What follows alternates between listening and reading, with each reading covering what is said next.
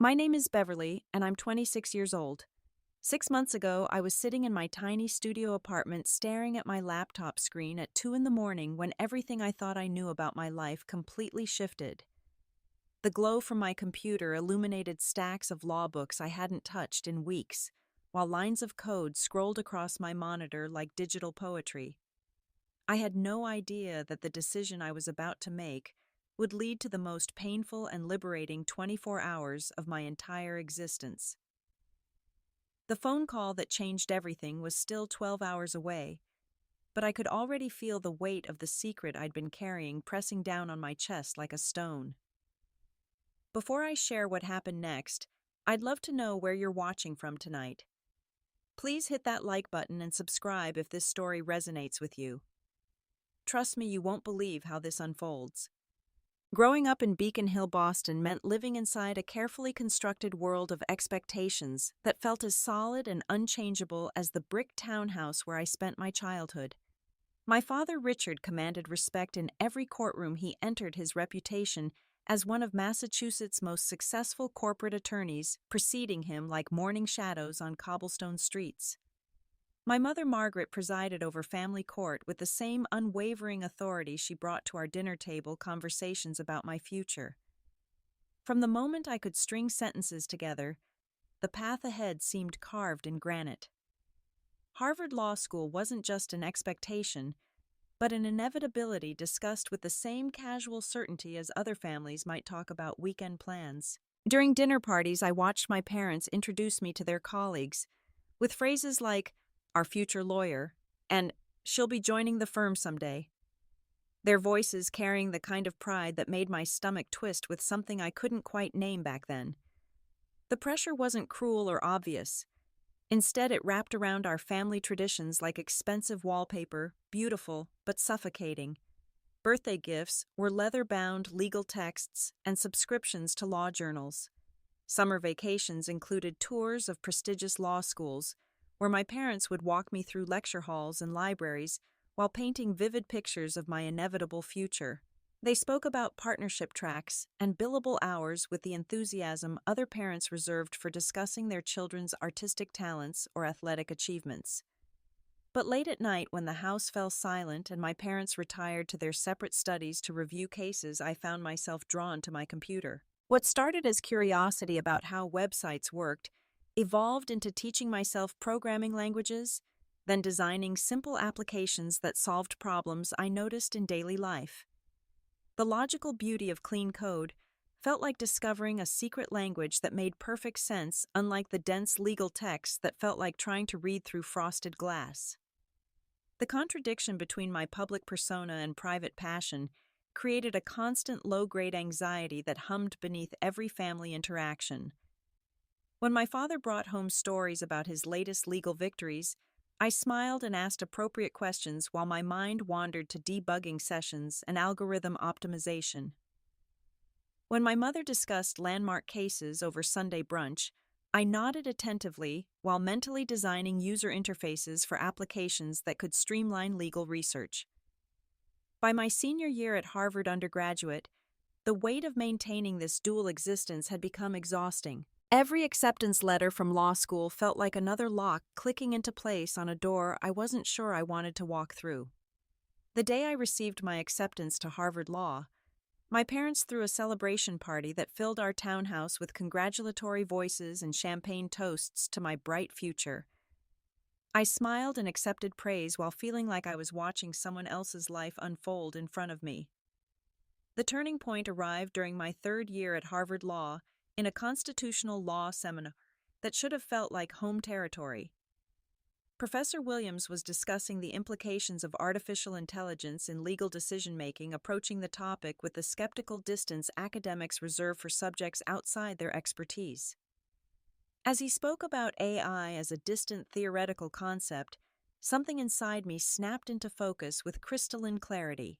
I raised my hand and found myself speaking with a passion that surprised even me, explaining how machine learning algorithms could revolutionize legal research, how natural language processing could make legal documents accessible to ordinary citizens, how intelligent systems could identify patterns in case law that human minds might miss.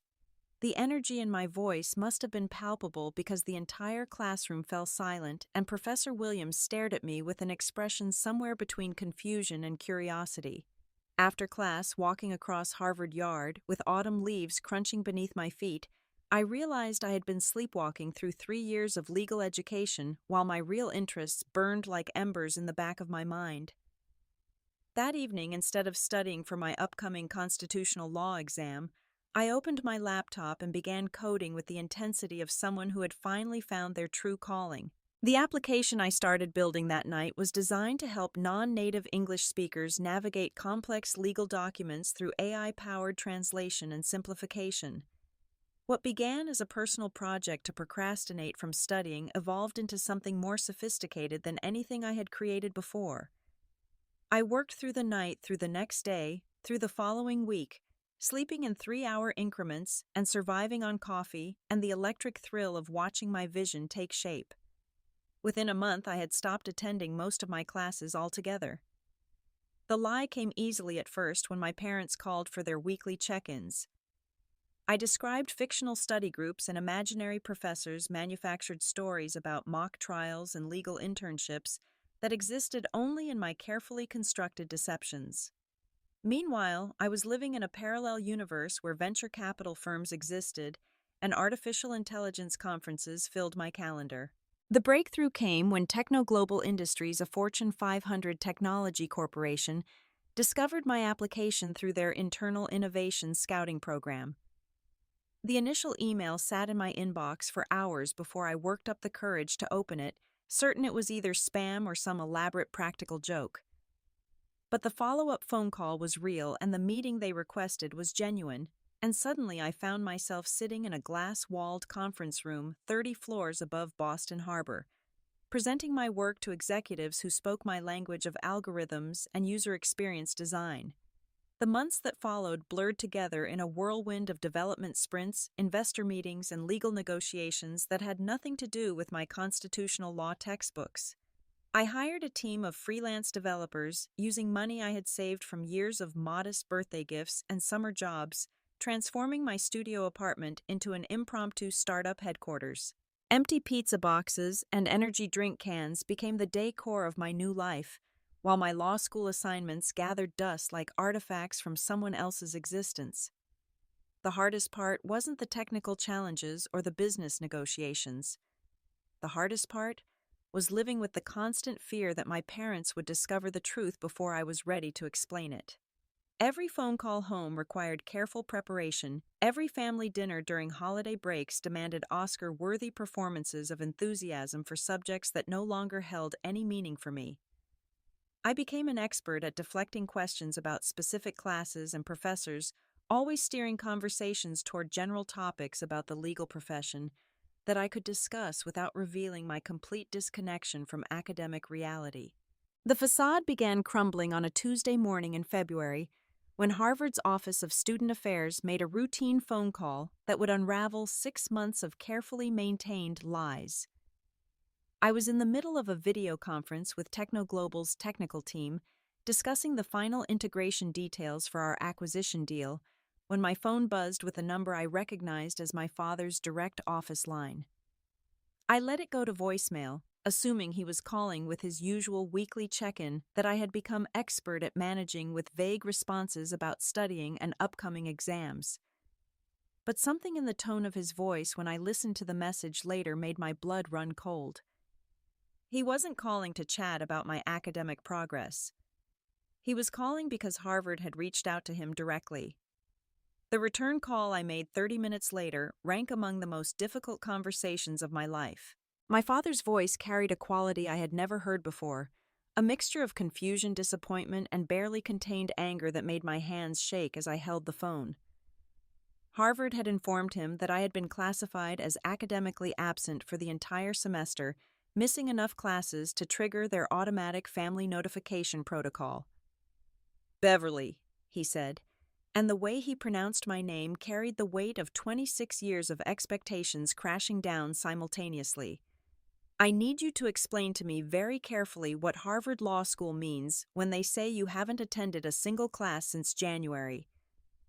The silence that followed stretched like a taut wire filled with the ambient noise of my apartment that suddenly felt too small and too exposed. I could hear the hum of my computer fans, the distant traffic outside my window, the sound of my own breathing that seemed unnaturally loud in the sudden vacuum of honesty that was about to fill the space between us. Dad. I started then stopped realizing that every word I had prepared for this eventual conversation sounded inadequate when spoken aloud. I can explain everything. It's not what you think. Then tell me exactly what it is, he said, and I could picture him sitting behind his massive mahogany desk wearing the same expression he reserved for cross-examining hostile witnesses. Because what I think is that my daughter has been lying to her family for months while throwing away the most important opportunity of her life. The words came out in a rush, then tumbling over each other as I tried to compress 6 months of passion discovery and entrepreneurial success into a coherent explanation that might bridge the gap between his world and mine. I told him about the application about Techno Global, about the acquisition deal that was days away from closing. I explained how artificial intelligence could transform entire industries, how technology, entrepreneurship represented the future of innovation, how I had found something that made me feel more alive and capable than any law school lecture ever had. But as I spoke, I could feel the growing silence on the other end of the line like a gathering storm. When I finally ran out of words, my father's response came with the precise articulation of someone who had spent decades delivering verdicts that changed lives. "You dropped out of Harvard Law School," he said slowly, "to play with computers."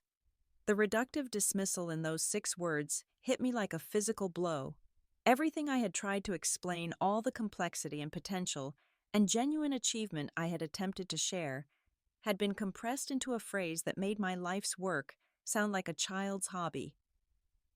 "It's not playing with computers, Dad," I said, hearing my voice crack with frustration.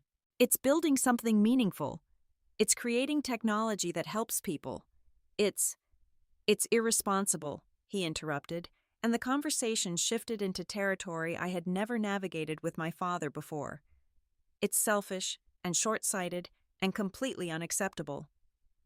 What happened next unfolded with the terrible inevitability of a Greek tragedy, each escalating moment building toward a climax that would forever alter the landscape of our family relationships. Within an hour of my father's phone call, my parents had coordinated their response with the military precision that had made them both successful in their respective legal careers. My mother called first, her voice carrying the controlled disappointment that somehow felt more devastating than outright anger. "Beverly, sweetheart," she said, and the endearment carried a note of finality that made my chest tighten. "Your father and I need you to come home immediately. We need to discuss this situation face to face and figure out how to salvage your future." The drive from my apartment to my childhood home felt like traveling backward through time, each familiar landmark marking my regression from independent adult to disappointing child. The brownstone townhouse looked exactly the same as always, its brass fixtures gleaming in the late afternoon sunlight. But approaching the front door felt like walking toward my own execution. My parents were waiting in the formal living room, the one reserved for serious conversations and important guests positioned on the antique sofa like a tribunal of 2. My father had changed from his usual courtroom attire into a casual sweater, but his posture remained rigid with barely contained fury. My mother sat with her hands folded in her lap, her expression carefully neutral in the way that suggested emotions too complicated for easy display. "Sit down," my father said, and the 2 words carried enough authority to make me feel 12 years old again. What followed was less a conversation than an interrogation, with my parents taking turns dissecting every decision I had made over the past 6 months. They wanted to know how long I had been planning this deception, whether I understood the implications of abandoning my legal education, what possible career prospects I imagined existing in what my father repeatedly referred to as this computer nonsense. I tried to explain the acquisition deal, the financial details that would have impressed any business-minded parent, but my father waved away my explanations like smoke. He was focused on what he saw as a fundamental character flaw, a tendency toward impulsive decision-making that threatened everything our family represented. Do you have any idea, he said, his voice rising with each word, how embarrassing this is, how it reflects on our family? I've spent 30 years building a reputation in this city, and now people are going to think I raised a daughter who throws away every advantage she's been given. Richard, my mother said quietly the first time she had spoken since the interrogation began, but he was beyond restraint now. No, Margaret.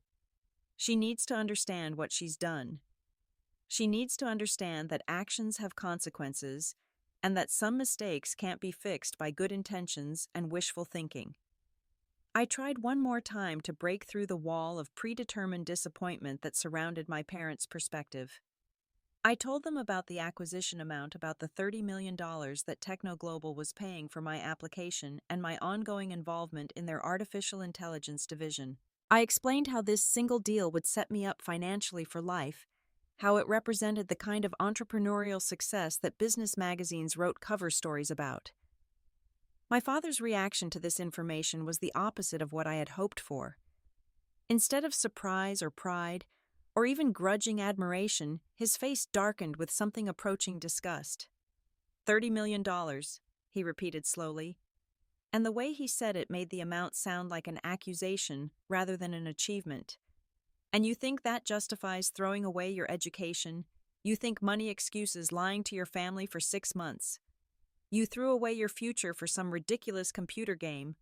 He continued, his voice reaching a volume that made the crystal glasses in the nearby cabinet vibrate sympathetically. You traded a respectable career for what, a lucky break that probably won't last 6 months. The conversation reached its breaking point when I made the mistake of suggesting that I didn't need their financial support anymore, that my success had given me the independence to make my own decisions about my life and career. The moment those words left my mouth, I knew I had crossed a line that couldn't be uncrossed. My father stood up with the sudden movement of someone who had reached the absolute limit of their patience. His face had turned a shade of red I had never seen before, and when he spoke, his voice carried the kind of finality usually reserved for sentencing hearings. "Get out," he said, and the words seemed to echo off the walls of the room where I had spent countless childhood evenings reading legal briefs and dreaming about following in his footsteps. "Get out and stay out."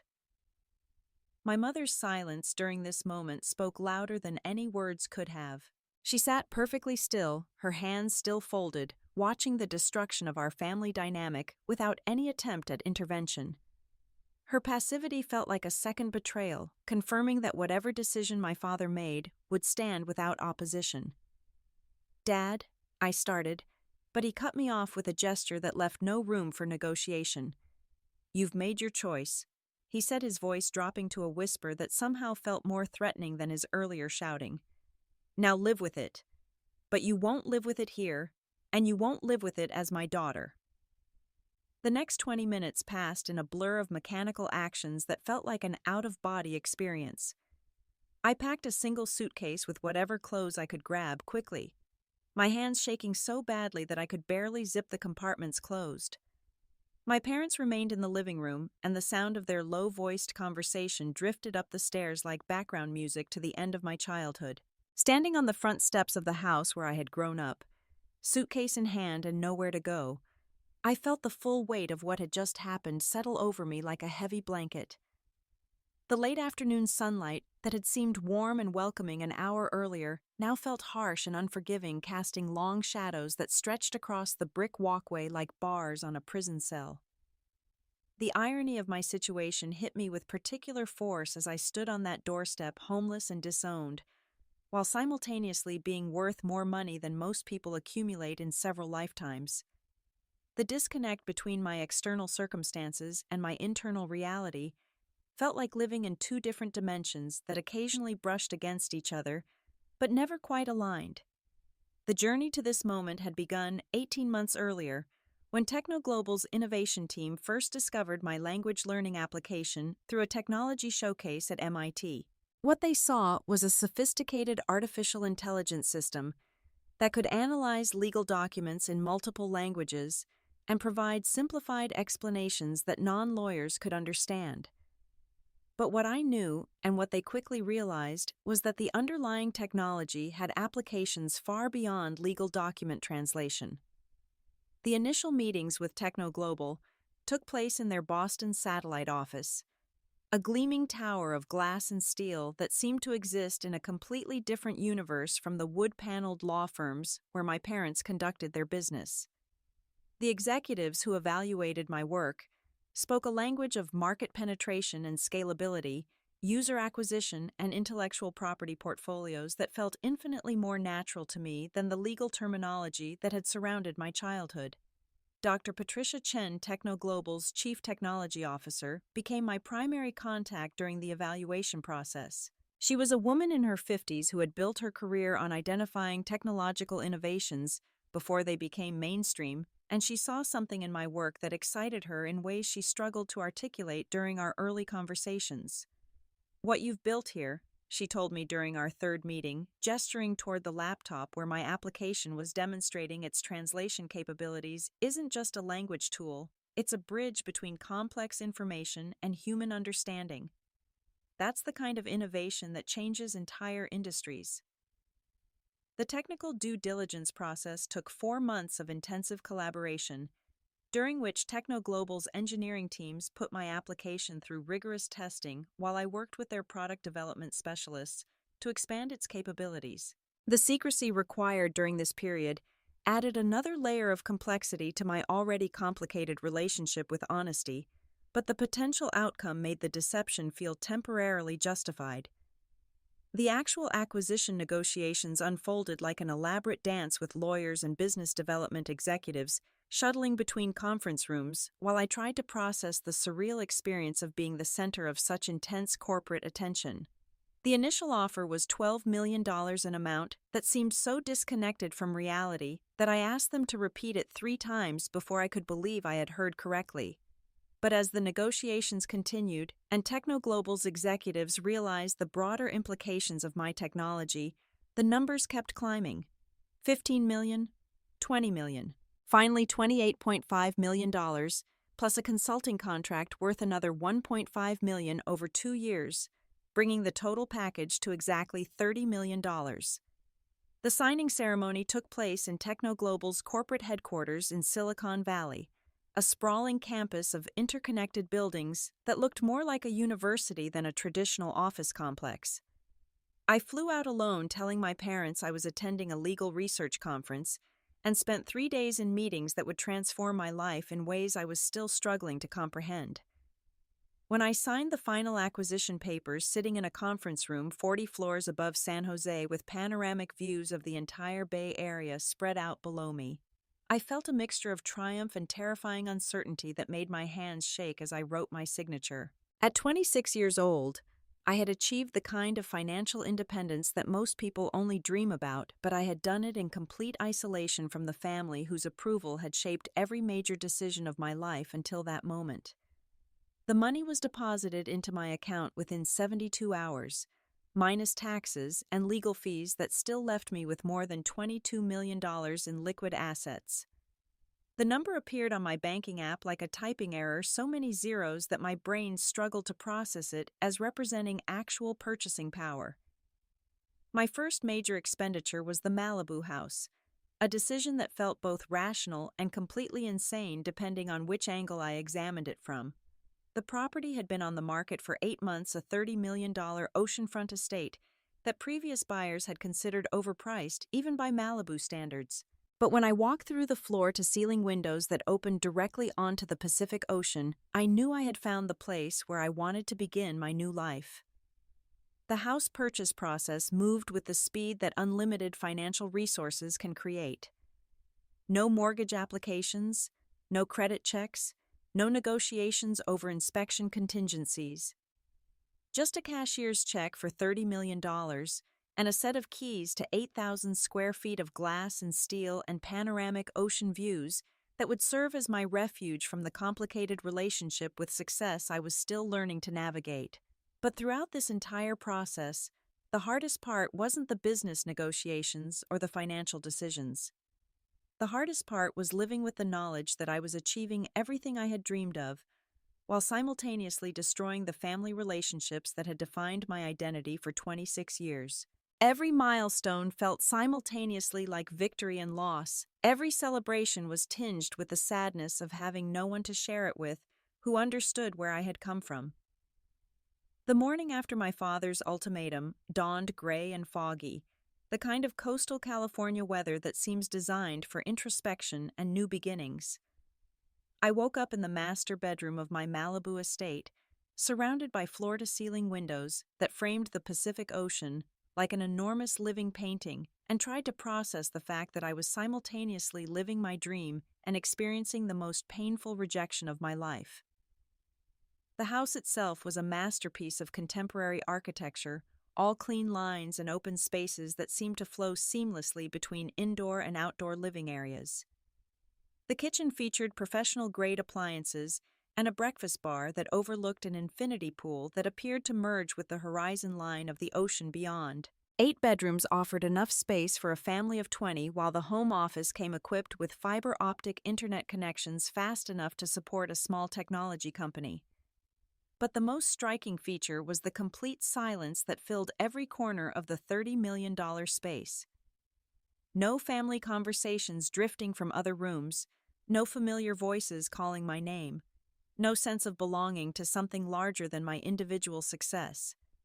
The house was everything I had imagined when I signed the purchase agreement, but it felt hollow in ways I hadn't anticipated when I was focused on the technical specifications and investment potential. I spent the morning walking through rooms that still felt too large and too perfect, like a museum exhibit of someone else's life that I was temporarily allowed to inhabit. The previous owners had left behind custom furniture and art collections that probably cost more than most people's houses, but none of it felt connected to my identity or history in any meaningful way. Around noon, I made the decision that would begin the process of bridging the gap between my old life and my new reality. I took out my phone and composed a text message to my parents, attaching several photos of the house, along with a brief explanation that I hoped might help them understand the magnitude of what I had achieved. "This is where I'm living now," I wrote, trying to strike a balance between factual information and emotional honesty. The house cost $30 million paid in cash from the sale of my company to Techno Global Industries. I know you're disappointed in my choices, but I wanted you to see that I haven't thrown my life away. I've built something real, something valuable, something that gives me the independence to create my own future. I attached photos of the ocean view, the main living area, and the home office where I plan to continue developing new applications and technologies. Each image represented a different aspect of the life I was building, but they also felt like evidence in a court case I was making for my own worth and judgment. The response came faster than I expected, but not in the form I had hoped for. My phone rang within 15 minutes, displaying my father's number with an insistence that made my stomach tighten with familiar anxiety. But when I answered, it wasn't anger or disappointment in his voice. It was something closer to shock. "Beverly," he said, and the way he pronounced my name carried a completely different emotional weight than it had during our confrontation the previous day. "Where did you get this house?" "I bought it," I said simply, sitting on the deck overlooking the ocean with my feet dangling in the infinity pool. "With money from my company sale. The sale I tried to tell you about yesterday." The silence that followed lasted long enough for me to wonder if the call had been dropped, but finally I heard my father's voice again, smaller and more uncertain than I had ever heard it before. $30 million, he said, and this time the number sounded like a question rather than an accusation. "You sold your application for $30 million. "Yes," I said, and suddenly felt exhausted by the entire situation. That's what I was trying to explain yesterday. That's why I left law school. Because I built something valuable, something that solved real problems, something that made me feel like I was contributing to the world in a meaningful way. My mother's voice joined the conversation as they switched to speakerphone, her tone carrying the careful neutrality she used when processing information that didn't fit her existing framework for understanding the world. "Beverly, sweetheart," she said, "we had no idea. You never explained it in those terms. You never made us understand the scope of what you were doing. I tried, I said, feeling 26 years of communication difficulties crystallizing into this single moment. But every time I mentioned technology or entrepreneurship, Dad dismissed it as playing with computers. Every time I tried to explain the business aspects, you redirected the conversation back to law school and my responsibilities to the family expectations. The conversation that followed was unlike any we had ever had as a family, marked by long pauses and careful word choices, as we all tried to navigate territory none of us had experience with. My parents asked detailed questions about the acquisition process, the technical specifications of my application, the business plan I had developed for future projects. For the first time in my adult life, they seemed genuinely interested in understanding my perspective rather than correcting it. But the damage from the previous day's confrontation hung in the air like smoke from a fire that was still burning somewhere out of sight. My father eventually acknowledged that he had reacted poorly to news he wasn't prepared to process, but he stopped short of apologizing for throwing me out of the house or disowning me as his daughter. My mother expressed regret about the way the situation had unfolded, but didn't address her silent complicity in my father's ultimate decision. Over the following weeks, we established a pattern of tentative communication that felt like learning a new language together. They would call every few days with questions about my business plans or updates about their own professional activities. Conversations that stayed safely within boundaries, none of us explicitly acknowledged, but all of us carefully observed. The topics we avoided became as significant as the topics we discussed, creating a geography of emotional landmines that required constant navigation. Meanwhile, I threw myself into the process of building a new life that could justify the sacrifices I had made to achieve it. I converted one wing of the Malibu house into a state-of-the-art development laboratory, hiring a small team of engineers and designers who could help me explore the next phase of artificial intelligence applications. The work felt meaningful and exciting, but it also served as a distraction from the ongoing sadness of having achieved everything I wanted while losing the family relationships that had once anchored my sense of identity. 6 months after moving into the Malibu house, I received a phone call that would begin the process of healing the wounds that my success had inadvertently created. It was my mother calling on a Thursday afternoon, when I was debugging code for a new application designed to help elderly people navigate complex medical information through conversational artificial intelligence.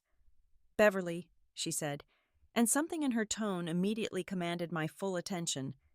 "Your father and I would like to drive down to visit you this weekend if you're willing to see us." The request caught me completely off guard, not because I didn't want to see them, but because I had resigned myself to the possibility that our relationship might never recover from the events that had driven us apart. The careful distance we had maintained in our phone conversations had felt like a sustainable equilibrium, but the prospect of face-to-face interaction introduced variables I wasn't sure any of us were prepared to handle. "Of course," I said, realizing as I spoke that I meant it completely. "I'd love to see you both." The weekend visit unfolded with the awkward formality of strangers trying to become friends. But underneath the surface politeness, I could sense all three of us working towards something that might eventually resemble forgiveness. My parents arrived in my father's BMW, looking simultaneously impressed and overwhelmed by the oceanfront setting that had become my daily reality. The house tour became an opportunity for conversations we had never been able to have before, with my parents asking detailed questions about the technology infrastructure I had installed and the business operations I was managing from the home office. My father seemed particularly intrigued by the legal implications of artificial intelligence development, while my mother wanted to understand how my applications could be used to help people who lacked access to traditional professional services. But the most significant moment came on Saturday evening when we were sitting on the deck watching the sunset paint the Pacific Ocean in colors that seemed too perfect to be real. My father, who had been unusually quiet throughout the day, suddenly began speaking in the measured tones he used for the most important conversations of his career. "Beverly," he said, "I owe you an apology that's probably 6 months overdue." The words hung in the air between us like a bridge I wasn't sure I was ready to cross, but he continued before I could respond.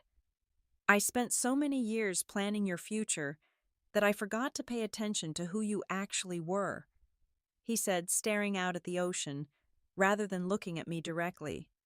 I was so focused on the life I thought you should want that I never bothered to understand the life you actually did want. My mother reached over and took my hand, her touch carrying 26 years of complicated love and misunderstanding that we were finally beginning to untangle. "We're proud of you," she said simply. "We should have said that 6 months ago, but we're saying it now. We're proud of what you've built, and we're sorry it took us so long to see it." The conversation that followed lasted well into the night, covering topics we had been avoiding since my childhood and addressing assumptions that had shaped our family dynamics for decades. My parents acknowledged that their expectations had been based more on their own professional experiences than on my individual interests and capabilities. I admitted that my secrecy and deception had been driven by fear of their disappointment, rather than confidence in my own judgment. But perhaps more importantly, we began the process of building a new kind of relationship that could accommodate the reality of who I had become, rather than the fantasy of who they had expected me to be. My father expressed genuine interest in learning more about artificial intelligence and its potential applications in legal practice. My mother wanted to explore ways that technology could improve access to justice for underserved communities. The weekend ended with plans for future visits and ongoing collaboration, but also with the understanding that repairing our relationship would be a gradual process rather than a single moment of reconciliation. The damage caused by months of miscommunication and mutual disappointment couldn't be erased by one conversation, no matter how honest and well-intentioned. As I watched their car disappear down the coastal highway on Sunday afternoon, I felt something I hadn't experienced since the day I signed my first acquisition papers. The sense that my success might eventually become something I could share, rather than something I had to bear alone. The house felt less empty that evening, not because anyone else was living in it, but because it no longer represented isolation from my family history. The months that followed brought steady progress in rebuilding trust and understanding, marked by regular visits, collaborative discussions about business and technology, and the gradual emergence of inside jokes and shared references that indicated we were becoming a family again, rather than simply people who happened to share DNA and complicated history. Looking back now, I realize that the most valuable thing I gained from my entrepreneurial success wasn't the financial independence or the professional recognition or even the beautiful house overlooking the Pacific Ocean. The most valuable thing was learning that following your authentic path, even when it disappoints people you love, ultimately creates space for relationships based on who you actually are, rather than who others expect you to be. The journey from my father's angry ultimatum to our family's gradual reconciliation taught me that sometimes the hardest door to walk through is the one your own family closes. But on the other side, you might just find the person you were always meant to be, along with the possibility of sharing that person with the people who matter most. My story isn't really about making $30 million or buying a mansion in Malibu, or even about building successful artificial intelligence applications. It's about having the courage to disappoint people temporarily in service of becoming someone you can respect permanently. It's about learning that love and support aren't the same thing as agreement and approval. Most importantly, it's about discovering that the most meaningful success comes not from meeting other people's expectations, but from exceeding your own. The morning I woke up in my Malibu house, homeless and heartbroken, despite being worth more than most small countries, I thought I had lost everything that mattered in pursuit of everything I wanted. But what I actually lost was the illusion that I needed other people's permission to become myself.